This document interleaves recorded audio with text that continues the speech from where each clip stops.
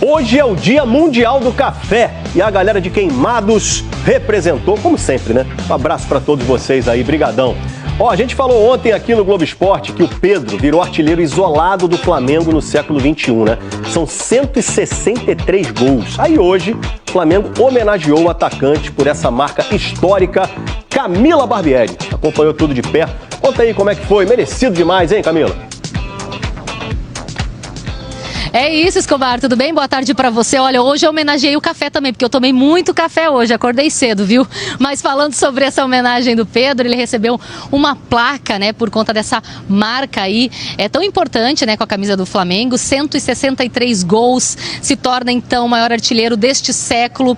Ele ultrapassa o Gabigol tem, né, 161 gols marcados. Quando ele começa o Fla-Flu, ele tem essa mesma marca do Gabigol, então ele ultrapassa o Gabigol, e aí é o sexto maior artilheiro com a camisa do Flamengo. Recebeu essa placa em homenagem aí do presidente BAP, que agradeceu muito o trabalho do Pedro. Vamos ouvir então uma palavrinha do que o Pedro falou sobre essa homenagem importante.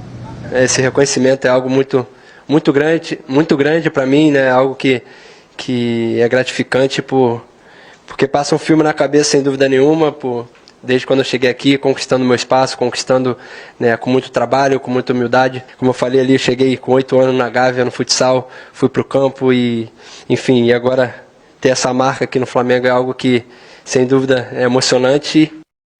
É emocionante mesmo. Camila, segura um pouquinho que a gente já vai falar mais sobre o Flamengo, porque agora nós separamos 5 gols, golaços, que o Pedro fez, que ele faz muito gol e faz muito gol bonito também. Quer ver? O top 5 já começa com habilidade e frieza. Driblou 1, driblou 2 e cavou bonito. Ainda deu um empurrãozinho ali no Arrasca, como quem diz, sai que esse gol é meu. E essa bicicleta contra o Atlético Paranaense. Que golaço, meu Deus! Na época, esse gol valeu a classificação para as semis da Copa do Brasil. O Flamengo foi campeão depois. O Pedro faz gol de tudo quanto é jeito. Pega esse toquinho de calcanhar contra o Palmeiras. Lindo! Lindo! Reparou aí que até agora foram 3 gols do Pedro Louro, platinado, né? Mas quando ele tá natural também tem golaço, claro. Elástico desmoralizante e cavadinha contra o Vitória. E a gente fecha a lista com um golaço genial contra o Fluminense no domingo.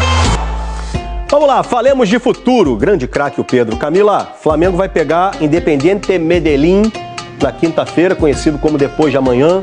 Já temos informações sobre o time que vai a campo, não? Ô Escobar, olha só, hoje, aproveitando essa homenagem aí do Pedro, a gente conseguiu fazer algumas imagens de longe, viu? Dos primeiros 15 minutos aí do treinamento do Leonardo Jardim com a equipe do Flamengo, viu? E o que a gente pôde perceber, e também conversando com o pessoal, com os médicos do Flamengo, é o seguinte: a situação de 2 jogadores que saíram do departamento médico, viu? O Saúl, ele fez uma cirurgia no calcanhar em janeiro, então ele já está recuperado e já está incorporado ao grupo. Mesma situação do Cebolinha, que teve uma fratura na costela relativamente recente, agora dia 5 de abril, também já está recuperado. Então eles podem ser novidades, e pelo menos entre os relacionados. Vai muito do entendimento do próprio jogador, se está se sentindo bem dia após dia, para relatar ao Leonardo Jardim e estar à disposição. Quero arrematar e fechar minha participação falando do Carrascal, viu? Que ele receberá uma segunda punição por conta da expulsão no Fla-Flu, né? Ele já teve uma punição por causa da expulsão na Supercopa e agora será punido de novo. É uma política que o Flamengo está adotando, essa multa aí no salário do jogador por conta da expulsão. Escobar? Essa multa aí foi merecida. Essa expulsão não fazia sentido contra o Fluminense. Camila Barbieri, a repórter fora de série. Um abraço pra você, Camila. Fla-Flu, Maracanã. Tá aí um combo que esse camisa 9 adora. O Pedro é um grande jogador, cara. Eu sou suspeito pra falar que, além de admirar ele como atleta, eu admiro ele como pessoa, como ser humano, como amigo. Pedro alcançou algumas marcas relevantes nesse domingo. Cada marca eu fico muito feliz, mas eu não sei todas que eu tenho, mas espero poder atingir ainda mais com a camisa do Flamengo. Maior artilheiro do Flamengo no Brasileirão dos pontos corridos. 4º maior artilheiro, agora de forma isolada, do Maracanã. e mais 2 para conta, em cima do rival que mais sofre com ele. Inesquecível, porque pelo contexto que foi, né, acho que individualmente falando também, pela marca que eu atingi hoje, pelo gol que foi um gol muito bonito. O time do técnico Leonardo Jardim ainda ultrapassa o rival na tabela de classificação e assume a vice-liderança do Campeonato Brasileiro. Acho que é uma vitória gigantesca em termos de mérito. Enquanto, por exemplo, na final do Carioca foi muito mais equilibrado, hoje, se a felicidade está do nosso lado da finalização, podíamos estar 3 ou 4, a falar de 3 ou 4 fácil até aos 75 minutos. O Fla-Flu do polêmico adiamento virou também o clássico do Pedro no Maracanã. Vene Casagrande, o grande protagonista desse jogo, obviamente, foi o garoto Pedro, né, que é cria da base do Fluminense, mas que talvez ninguém lembre mais porque ele já escreveu uma belíssima história aí com a camisa do Flamengo. Mas além de Pedro, que tem 163 gols, o maior artilheiro do Flamengo no século XXI, e eu comecei a querer parar de falar isso depois que o Zico ficou bravo. Eu não gosto de ver o Zico bravo, porque eu amo o Zico. Depois que eu nunca tinha visto o Zico bravo. Também Depois que eu vi o Zico bravo, eu até parei de falar esse negócio de século, né? Mas aí tá tudo bem. O Zico é o maior do Flamengo, né, Vene Casagrande? Nunca ninguém vai pegar. Isso aí tá feito. Vene Casagrande, Leonardo Jardim também foi outro grande protagonista desse jogo, na sua opinião, Vene? Concordo com você, Fernandinha Maia, pelo estilo de jogo dele, pelo plano de jogo dele. Primeiro, o Flamengo teve sucesso em 75 minutos da partida, porque para mim foi melhor que o Fluminense em 75 minutos do confronto durante os 90 minutos, por conta da estratégia do treinador do Flamengo, que soube neutralizar muito bem o principal jogador do Fluminense no meio de campo, que se chama Martinelli. E eu acho que o Martinelli fez um jogo muito abaixo, não por culpa dele, por culpa, obviamente, do trabalho do Leonardo Jardim. Porque com o Everton Araújo, Lucas Paquetá e também o Arrascaeta ali no meio de campo, ele soube neutralizar muito bem esse bom motorzinho do Fluminense. Além disso, a gente pôde ver um setor ofensivo do Flamengo trabalhando de uma maneira muito boa.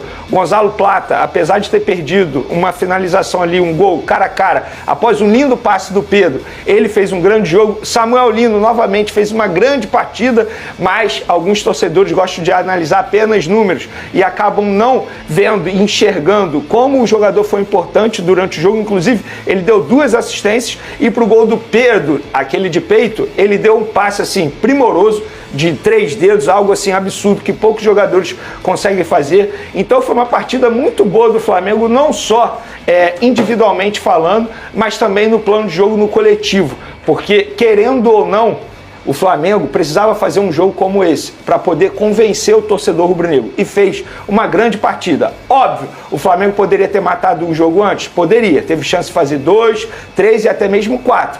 E aí deu chance do adversário, o Fluminense, que tem uma boa equipe, muito bem treinado, quase conseguiu empate, embora eu considere o resultado extremamente justo. O Flamengo mereceu vencer esse duelo porque fez um grande jogo. Arrisco a dizer que foi o melhor jogo do técnico Leonardo Jardim à frente do Flamengo. E com a derrota para o Flamengo, o Fluminense perdeu a invencibilidade de 22 jogos como mandante. A última vez que havia perdido até então era contra o Corinthians no ano passado.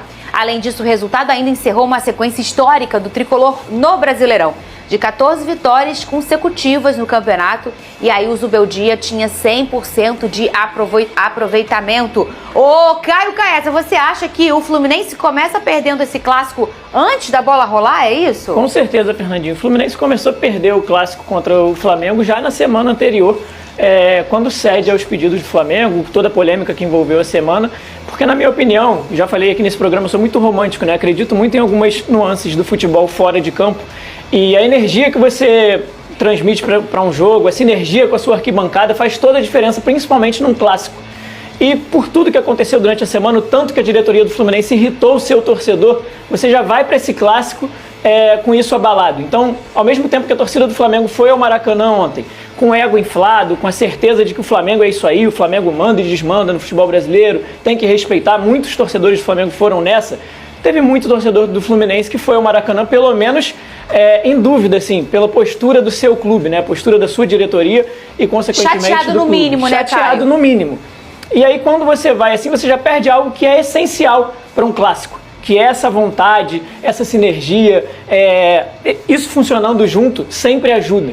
O Flamengo segue monitorando o mercado e tem como alvo o volante Danilo, do Botafogo, que vem se destacando no futebol brasileiro. O técnico Leonardo Jardim aprova o nome, principalmente pela versatilidade do jogador, que combina boa marcação com qualidade na saída de bola. Em alta e valorizado após boas atuações, Danilo é visto como uma peça importante para a renovação do elenco. Apesar da dificuldade de negociar com um rival e do possível custo elevado, o clube considera oferecer um contrato de 3 anos, apostando no atleta como reforço estratégico para as próximas temporadas. Agora eu quero saber a opinião de vocês. Danilo será um bom reforço? Sim ou não? Deixe sua opinião no comentário. Não esqueça de curtir o vídeo e inscreva-se no canal para não perder nada do Flamengo. Até a próxima e saudações rubro-negras.